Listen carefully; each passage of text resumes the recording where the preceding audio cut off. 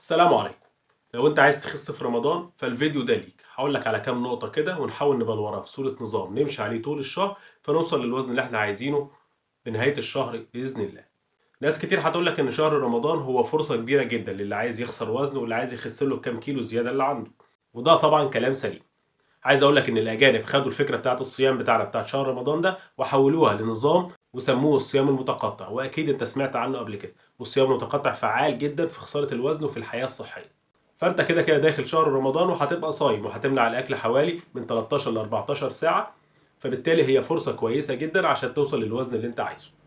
بس طبعا الاهم من الصيام نفسه هو الاكلات او الاكل اللي هيخش جسمنا بعد الفطار، وده اللي هنتكلم عنه النهارده. هنتكلم انا المفروض افطر ايه، وايه الحاجات اللي اتجنبها اللي ممكن تعمل لي مشاكل في الوزن، وايه هي العادات اللي ممكن احافظ عليها في الفتره بتاعه شهر رمضان وممكن تزود معايا نتيجه خساره الوزن واطلع من شهر رمضان واوصل للوزن اللي انا عايزه وبحلم بيه.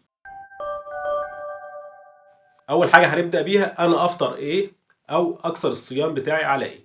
هنقتدي بسيدنا النبي عليه الصلاه والسلام وهنفطر على تمره لثلاث تمرات على حسب السعرات بتاعتي اللي انا ظابطها لجسمي، واخد معاه كوبايه ميه. بعد كده اروح اصلي المغرب. ليه اخترنا التمر؟ عشان التمر طبعا فيه سكريات سهله الامتصاص، هتعيد معايا ملء تاني المخازن اللي كانت فضيت في طول فتره الصيام، كمان هيهيئ معايا الجهاز الهضمي والمعده للاكل اللي هنيجي ناكله على الفطار بعد كده. بعد ما خلصنا صلاة المغرب هنيجي نفطر بقى. هنبدأ الفطار بتاعنا بالشوربة، نحافظ على الشوربة دي كل يوم، حاجة دافية تخش معدتنا تهيئ المعدة بتاعتنا للهضم، سواء كانت شوربة لحمة، شوربة فراخ، شوربة خضار أو شوربة لسان عصفور. بس طبعا لو شوربة لسان عصفور فاحنا هنقلل فيها الكمية وهنحسبها من ضمن النشويات اللي موجودة في الوجبة. الشوربة كمان ليها ميزة إن هي هتزود معايا إحساس الشبع وبالتالي مش هتخليني آكل كتير على الفطار.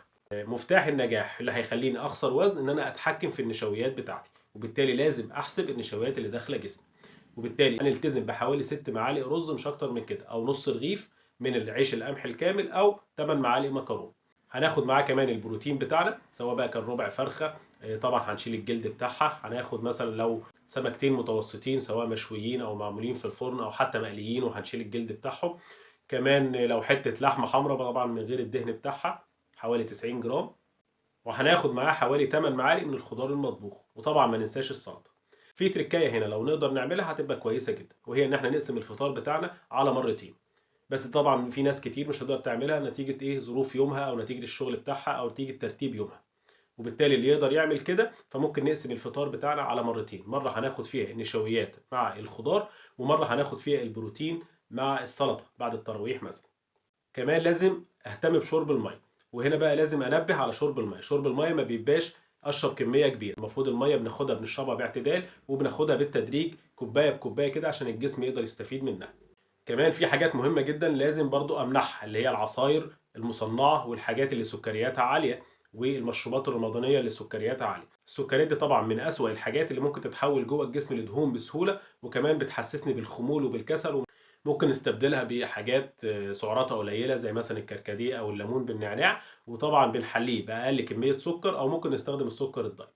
بعد ما خلصنا فطارنا احنا هنروح نصلي التراويح. بعد التراويح بقى بنيجي نتكلم بقى عن الحاجه اللي مشهور بيها رمضان وهي الحلويات. طبعا اي حد عايز ينزل في الوزن المفروض يمنع الحلويات، بس عشان ما نحرمش نفسنا فاحنا بنتكلم في مره او مرتين في الاسبوع بالكتير، وبتبقى كميه صغيره جدا كده ندوق منها. ويفضل طبعا لو انا هاخد الحلويات دي اخد معاها اي مصدر للخضروات غني بالالياف، او حاجه زي خل التفاح. دي هيقلل معايا امتصاص السكريات وبالتالي هيقلل معايا رفع هرمون الانسولين في الدم. في اليوم اللي ما فيهوش الحلويات انا هاخد سناك عباره عن ثمره فاكهه وحوالي 6 حبات لوز مثلا، او اي حاجه من المكسرات، او ممكن كوب زبادي. نيجي بقى للسحور. السحور طبعا برضه هنلتزم بكميه النشويات فيها حوالي نص رغيف، ويفضل طبعا انه يكون من القمح الكامل او من العيش الاسمر، احسن طبعا من استهلاكنا للعيش الابيض. وهناخد معاه اي حاجه بقى من مصادر البروتين من الثلاث بدائل دول، يا اما 5 ل6 معالق فول، يا اما جبنه، يا اما بيض. حاجتين من الثلاث حاجات دولت، وادخل معاهم كمان الزبادي. وطبعا لازم اعمل برضو طبق سلطه من الخضروات الورقيه علشان بتكون بتحتوي على البوتاسيوم وبتحتوي على السوائل وبتقلل معايا العطش طول فتره الصيام. نيجي بقى نتكلم على الحركه والتمارين في رمضان.